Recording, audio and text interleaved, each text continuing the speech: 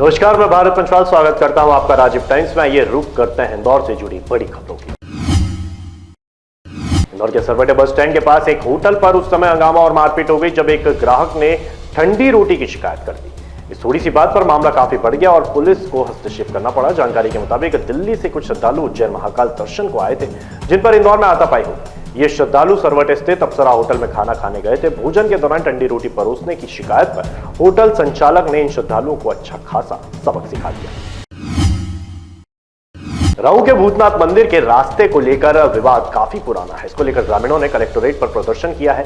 विश्व हिंदू संगठन के मोहन बामणिया ने आरोप लगाया है कि कुछ लोगों ने फर्जी ट्रस्ट बनाकर मंदिर को अपने कैंपस में ले लिया है, जबकि ग्रामीणों का कहना है कि मंदिर सरकारी जमीन पर बना है और कुछ लोग वहां कब्जा कर रास्ता रोक रहे हैं। ग्रामीणों का कहना है कि यह सार्वजनिक मंदिर है और सभी को यहां आने का अधिकार है। कुछ लोगों द्वारा रास्ता बंद करने से श्रद्धालुओं को भारी परेशानी हो रही है। ग्रामीणों ने ज्ञापन भी दिया। इस पर अधिकारियों ने आश्वासन दिया है कि जल्द ही समस्या का निराकरण किया जाएगा।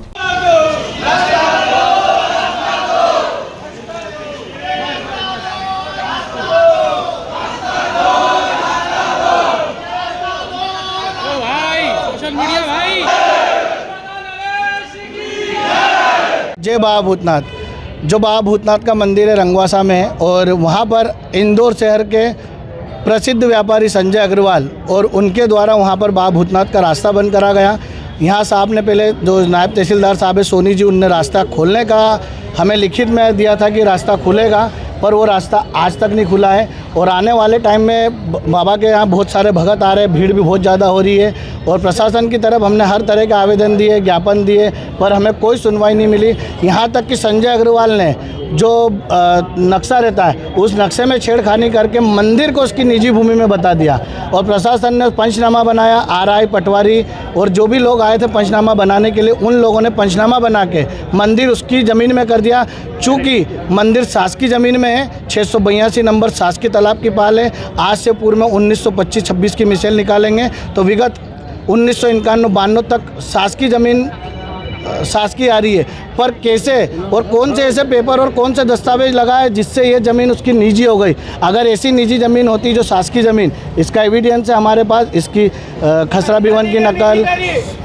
बीवन की नकल, जो भी चीज़ें रहती है, मिसेल रहती है, ये सारे पेपर है। और हम तो क्या, प्रशासन पेपर निकला है इसके।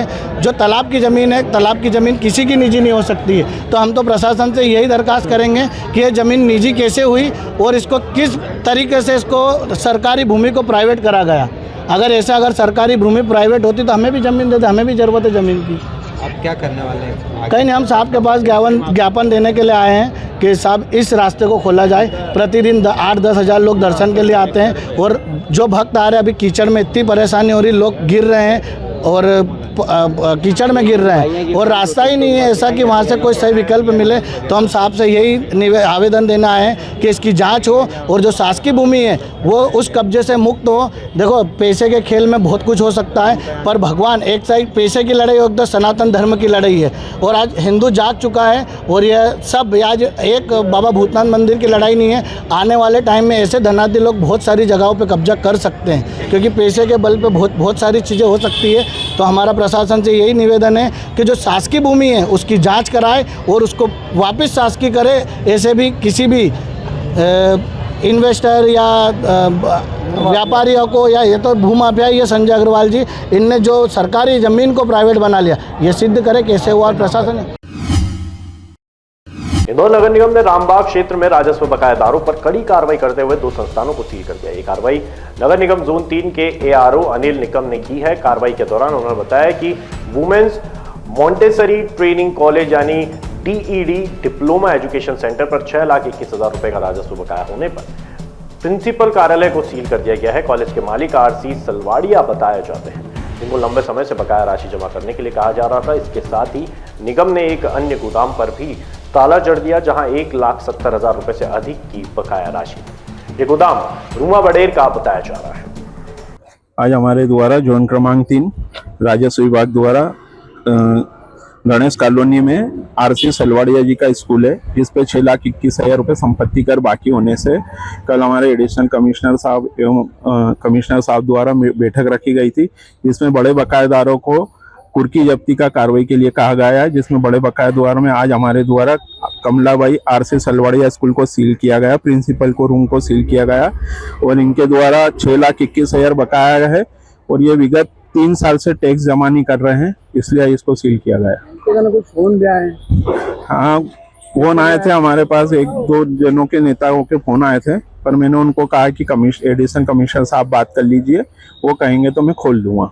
सर ये टैक्स बकाया जो था इसको लेकर पूरी सूचना इनको कभी दी गई थी पहले? सर इनको हर 3 महीने में एक नोटिस जारी होता है और अभी विगत 15 दिन पहले भी इनको नोटिस जारी हुआ था। विधिवत कार्रवाई करते हैं हम, बिना उसके कार्रवाई नहीं करते हैं।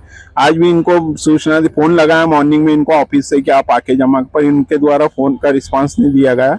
फिर आज मेरे द्वारा उसको प्रिंसिपल के रूम को सील किया गया।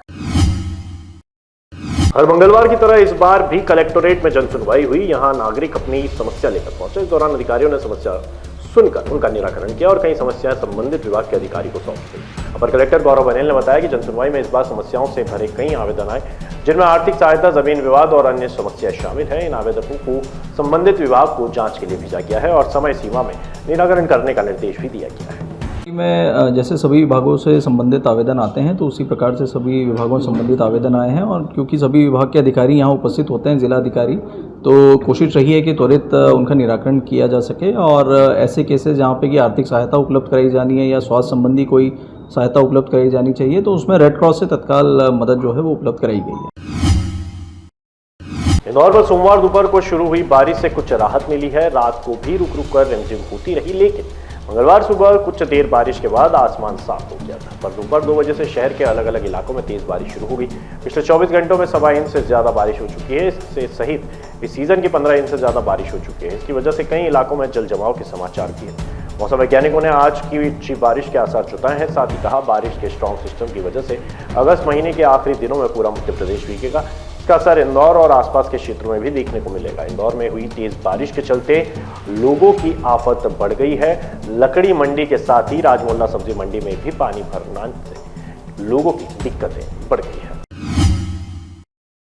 और फिलहाल के लिए बुलेटिन में इतना ही। इंदौर से जुड़ी तमाम बड़ी खबरों के लिए देखते रहिए राजीव टाइम्स।